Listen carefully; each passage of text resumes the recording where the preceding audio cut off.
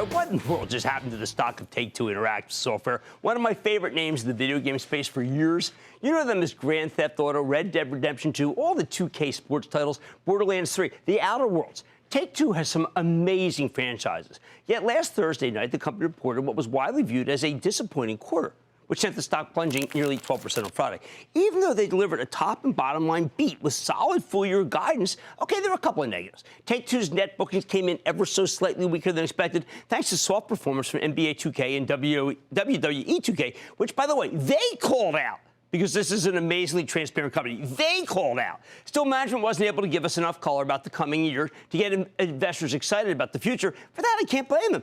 So is this a buying opportunity with the stock down from 127 to 111, or do we need to be more cautious? Let's check in with Strauss Zelnick, the chairman and CEO of Take-Two Interactive Software, get a better read on the quarter and where his company's headed. Mr. Zelnick, welcome back to Mad Money.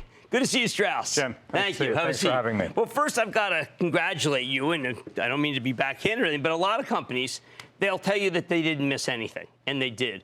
I'm listening to the conference call. You were the one who told me, wait a second, we're up to snuff, we're not happy with ourselves. So can you improve it? I think we can. You know, I think that there is a lot of good news in the quarter. It's mostly good news in the quarter. And after all, we guided up twice during the year, and we landed right in the middle of our guidance. I think the market's gotten very used to us beating consensus, beating guidance, and here we're right in the middle. Most of the news is great, and one of the things that was actually lost is Grand Theft Auto Online is now expected to have another record year, more than 6 years after its initial release. Borderlands 3 has sold in 8 million units. NBA 2K is pacing ahead of NBA 2K19 last year in terms of units sold. Red Dead Redemption 2 has sold 29 million units. Grand Theft Auto 5 is now up to 120 million units. So let's talk about the softness. Okay. There are two... Take it head on, because that's what people did talk about. So two spots where we think we can do better. The first is people are very accustomed to only great news coming out of the NBA 2K franchise. And we said we don't expect to set a record this year. We expect to do great, but not set a record. Right. Why? We made changes in the in-game economy, which meant the recurrent consumer spending won't be quite as high as we expected. We still have great engagement. In fact, the My Team mode is up to 35% in engagement, and it's an immensely profitable title. We won't expect to set a record. The bleak spot, albeit rather small for our business, was WWE 2K20, where we really missed on quality, and we therefore missed on sales. But Strauss, I've got to tell you, I was on the WWE conference call for the actual company, and they fired a guy who has been on the show, whom I thought was a pretty good guy. I got the sense that there's something very negative going on in the company right now. Can that impact you? We have to take responsibility for what we do. The truth is, it's a great brand. It's growing where it should be growing. We have a great relationship with them. Our game was not up to measure. It was not good enough. But you never release games that are not up to measure. That's one of the things you pride yourself on. Yes, and in fact, the most disappointing thing is we made a decision, and therefore I made the decision to bring the development in-house, and everyone expected higher quality this year, and our scores were actually down. So we have more work to do. All right. Now, there was a departure, and it happened to have started in the spring. We didn't know it was Dan Houser. Now, a lot of people, this is Rockstar, a lot of people love this man and think he is the creative genius behind Grand Theft. You made the point that his brother's still there, but you did not answer the question about whether he was the creative genius. So, well, first of all, we're so blessed. We have so many creative geniuses. And as you know, we always describe a team.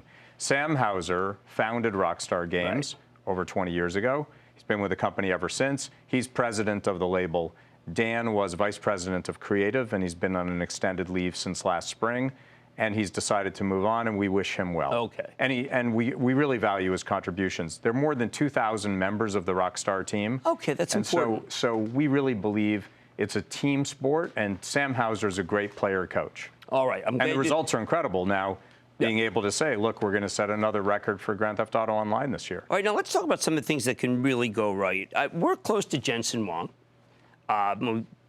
When Jensen Huang wishes you happy birthday, you're kind of like, holy cow. Not that anybody else, if they wishes, but he showed me ray tracing. He showed me what they have. There's no difference between an actual movie, which is the world you're from, and this world that you're also from, which is video games. Now, you're able to assess this. Is this not the quantum leap that we've all been waiting for?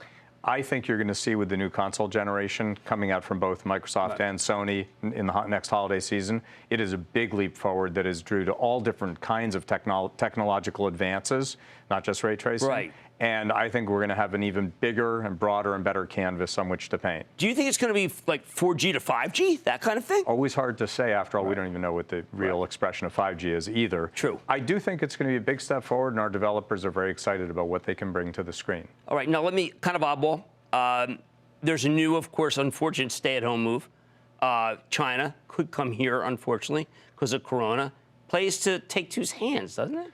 I know you don't want to. I know. I waffled on asking you that because I know it puts you in an awkward position. But let's put it this way: people, anything. How about this? Anything that causes more people to stay at home is good for Take-Two. Well, I'll probably let you say those words. My own view is, we would never want to benefit in any way from someone else's discomfort or tragedy. But you see why I had to ask, because it's what I'm thinking. It's actually hard to know. When I was in the movie business, if we had a bad opening, people would say it was a weather. And if we had a good opening, they would not claim it was the weather. So I'm not sure, actually. Okay, how about this? Let's do a different one. Oscars were down 20% this year. Good for Take-Two. Well, in fact, yes. I mean, we're in the fastest growing business in the entertainment industry, and we expect that to continue. Now, as we just said, I've said this before on good days. On less good days, I'll also say it. We have to execute. We mostly executed in this past quarter. Not across the board. We have more to do. I've followed you for years, and if you say that you're not happy with your performance, that's when you buy the stock, because you don't find that kind of underperformance acceptable. No, I certainly don't. Excellent. Thank you so much, Strauss. Thanks. That's Strauss Zelnick. He's chairman and CEO of Take-Two Interactive. You've only had a couple of breakdowns in this stock. Every one of them has been followed by a breakout quarter. Mad Money's back after the break. Thanks. Booyah! Jim Cramer here from Mad Money. Thanks for watching CNBC on YouTube. Click here to subscribe and get the jump on my exclusives with CEOs, plus market news, investing advice, and a whole lot more.